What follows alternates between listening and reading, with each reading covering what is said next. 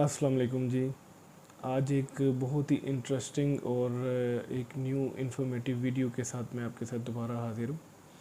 आज एक ऐसी वीडियो बनाता हूँ जो हमारी डेली रूटीन लाइफ के अंदर जिसके बहुत सारे इम्पैक्ट्स हैं। इस वीडियो को मैं 3 हिस्सों में या 3 पार्ट्स में डिवाइड करूँगा। पहले हिस्से में मैं डिस्कस करूँगा कि ब्लड प्रेशर जो है वो उसको कैटेगराइज कैसे करेंगे, उसकी स्टेजेस कितनी हैं और कितना ब्लड प्रेशर हो तो किस स्टेज पर मरीज़ फॉल करता है। दूसरी जो इसका हिस्सा होगा तो उसके अंदर मैं ये डिस्कस करूँगा कि गुर्दे के मरीज़ में क्या टारगेट्स हैं ब्लड प्रेशर के। तीसरा हिस्सा इसमें ये होगा जो कि बहुत ही इंटरेस्टिंग है कि हम कौन सा ऐसे 5 काम करेंगे अपनी डेली रूटीन लाइफ के अंदर जिनको करने से हमारे ब्लड प्रेशर पर मुस्बत तब्दीली आ जाएगी। तो वीडियो को मैं शुरू करता हूँ पहले हिस्से से कि ब्लड प्रेशर की स्टेजेस क्या हैं। ब्लड प्रेशर की स्टेजेस को कैटेगराइज करने के लिए बहुत सारे गाइडलाइंस मौजूद होती हैं मेडिकली, लेकिन सबसे जो मुस्तनद गाइडलाइन होती है वो अमेरिकन हार्ट एसोसिएशन की जो गाइडलाइन है उसको सबसे मुस्तनद समझा जाता है, जो ये कहती हैं कि अगर किसी भी मरीज़ का या किसी इंसान का ब्लड प्रेशर 120/80 से 120/80 से मिलीमीटर ऑफ मर्करी से अगर कम रह रहा है तो ये नॉर्मल है। इसी तरीके से अगर किसी का ब्लड प्रेशर 120 से 129 millimetre of mercury systolic blood pressure होगा। सिस्टोलिक वो ब्लड प्रेशर है जिसको हम लेमन लैंग्वेज में ऊपर का ब्लड प्रेशर बोलते हैं। और अगर उसका डायस्टोलिक ब्लड प्रेशर या जो नीचे वाला ब्लड प्रेशर लेमन लैंग्वेज में होता है वो अगर 80 से कम है तो इसको हम कैटेगराइज करते हैं प्री हाइपरटेंशन में। और इसी तरीके से अगर किसी का ब्लड प्रेशर 130 से 139 मिलीमीटर ऑफ मर्करी सिस्टोलिक होगा तो ये स्टेज 1 हाइपरटेंशन है। और अगर डायस्टोलिक ब्लड प्रेशर उसका 80 से लेकर 99 मिलीमीटर ऑफ मर्करी के दरमियान रह रहा है तो ये स्टेज 1 हाइपरटेंशन है।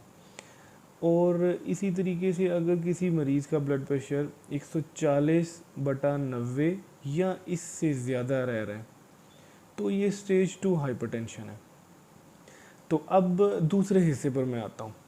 दूसरा हिस्सा ये है कि जो गुर्दे का मरीज़ है, स्पेशली जो गुर्दे के मरीज़ का 5वां दर्जा है या ऐसे मरीज़ जो रेगुलर हीमोडायलिसिस पर हैं, जो डायलिसिस करा रहे हैं ट्वाइस या थ्राइस वीकली, तो उनके अंदर टारगेट ये है कि वो 140/90 मिलीमीटर ऑफ मर्करी से अपना ब्लड प्रेशर कम रखेंगे।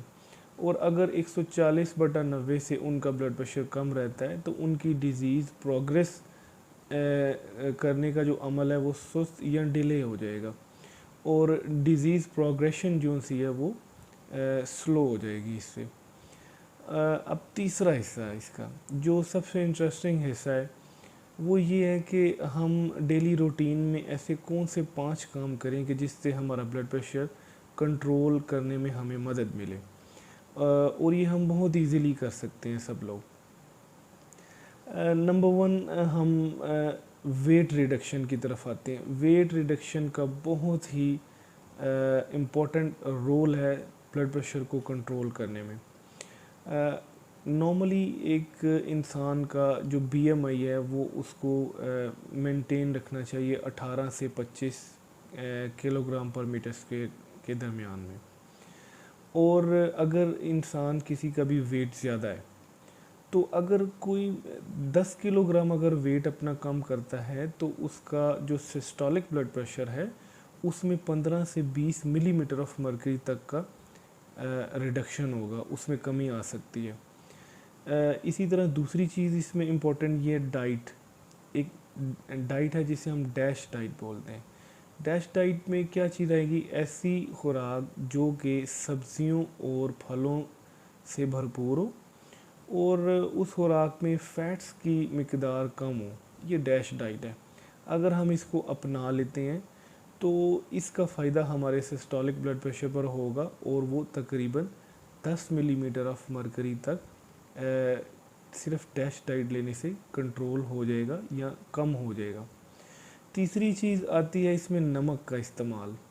नमक के इस्तेमाल पर मैं इससे पहले भी एक वीडियो बना चुका हूँ, और आप वो मेरे चैनल पर जाकर उसको वीडियो को देख के उससे फ़ायदा उठा सकते हैं।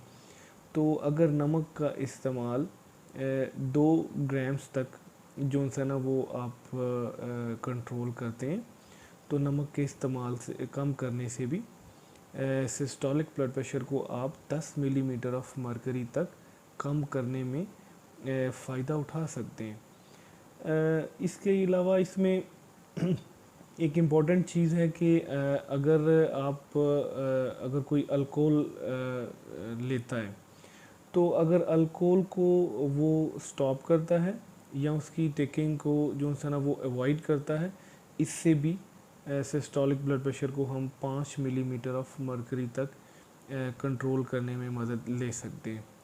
और इसके अलावा आखिरी जो चीज़ है पांचवी, वो है लाइफस्टाइल मॉडिफिकेशन में वॉक, ब्रिस्क वॉक जो है 20 मिनट रोज़ाना एक दिन के अंदर अगर आप करते हैं, तो उससे भी 10 मिलीमीटर ऑफ मरकरी तक वेट को कम किया जा सकता है। मुझे उम्मीद है कि आपको मेरी जो इन्फॉर्मेटिव वीडियोस या मेरा इन्फॉर्मेशन शेयर करना आपके साथ अच्छा लगेगा।